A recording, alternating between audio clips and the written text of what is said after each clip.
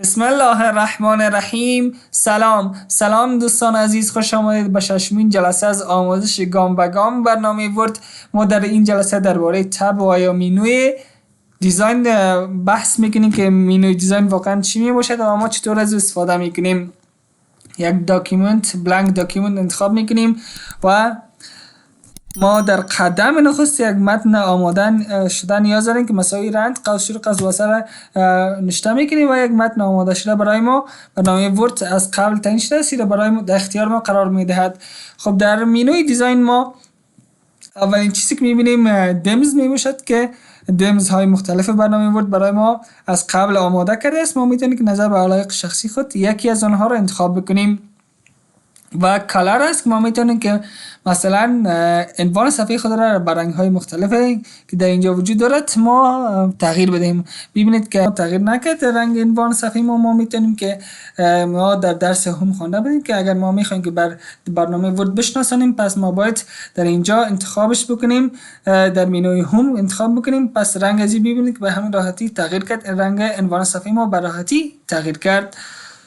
خب دوستان عزیز، کلر را فهمیدیم و ریبون فونت را مورد مطالعه قرار میدیم. ببینید فونت های خیلی خوبی برنامه ورد برای ما از قبل داده است. ما میتونیم که نظر به علایق شخصی خود از یک بخش از آن استفاده کنیم. من فونت اریال را میپسندم. خب ما در بخش دیگه که هست افکت است که اگر ما دیاگرام های داشته باشیم ما میتونیم که به خیلی خوبی دیزاینش بکنیم و از این دیزاین ها به شکل خیلی خوبی استفاده بکنیم و ست از دیفالت است. اگر ما قالب های مثلا که برنامه ورد هست اینجا تغییر دادیم این را میتونیم که به شکل اولیش که برنامه ورد قرار است ما این را میتونیم که به شکل اولیش برگردانیم. و دیگر چیزی که ریبون هست واترمارک است، این خیلی مهم است. مثلا ما یک متن داریم که ما میخوایم که از در پشت صفحه از متن ما یک عکس باشه و همچون متن خیره قرار داشته باشد که اینی که به نام کانفیدنشیال می باشد که ما میخوایم که نام از این تغییر بکنیم. مثلا ما میگیم که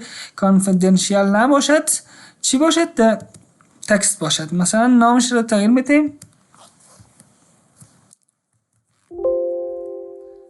تکست. ببینید که در پشت از صفحه متن و تکست قرار گرفته است. ما میتونیم که تغییرات هر چقدر تغییرات که بخوایم خود ما در اینجا بیاریم. مثلا این تکست است، فونتش رو ما تغییر داده میتونیم اریال است و انگلیسی است، حتی ما میتونیم فارسی هم تایپ بکنیم و میتونیم که به شکل کج میباشید ما این رو به شکل افقی ما میتونیم که تست را به وجود بیاریم. و همچنان اگر عکس داشته باشیم از عکس هم در واترمارک استفاده کرده میتونیم. و پیج کالر است، ما میتونیم که بر خود از صفحه خود اگر ما یک دیزاین خیلی خوب میخوایم که انتخاب بکنیم میتونیم که همین صفحه خود ما را رنگش را تغییر بدیم که رنگ های مختلف وجود دارد. ما میتونیم که از این بخش نظر به علایق شخصی خود و ضرورت خود استفاده بکنیم. آخرین ریبونی که ما میخوایم که مورد مطالعه قرار بدیم پیج باردر می باشد. ما در طرف چپ راست و بالای صفحه از ما میتونیم که باردر و یا یک خط قرار بدیم تا که همین صفحه ما خیلی خوب معلوم شد. مثلا ما میگوییم که یک باردر در کجا قرار بده؟ در قسمت چهار اطراف صفحه ما یک باردر سیاه قرار بده. ببینید که یک باردر سیاه قرار داد و خیلی یک صفحه منظم نسبت به صفحه خالی معلوم می شود. ما میتونیم که تنظیمات خیلی خوبی دارد که ما فقط با یک کلیک کردن ما میتونیم که از این تنظیمات ها استفاده کنیم. یا اگر خوشمون نامد ما نه ساده میمونیم شما میگیم ما دیزاین کار نداریم، این صفحه خود ما خیلی خوب است. خب دوستان عزیز، رسیدیم به پایان تب دیزاین. امیدوارم که برای شما مفید تمام شده باشد. منتظر ویدیوهای بعدی ما باشید.